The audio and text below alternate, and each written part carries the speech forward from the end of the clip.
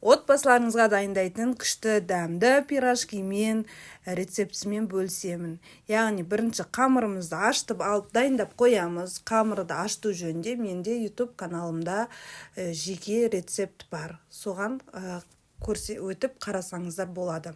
Салмасына картошкамызды дайындап пюре қылып үстіне зелень саламыз. Өзіңізге ұнаған зелендерді қолдансаңыз болады. Мен бұл жерде укроп қолданғам. Үстіне тұз саламыз, кішкене бұрыш саламыз. Осылай біздің салмамызды дайындап аламыз.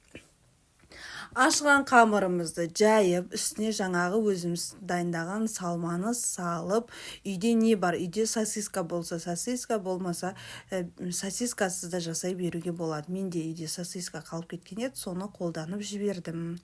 Осылай дайындап алып, осылай орап рулет сияқты қылып дайындаймыз. Бұл тез дайындалатын пирожки, бәліш, тоқаш деп айтсақ та болады. Әр жерде әрқалай аталады.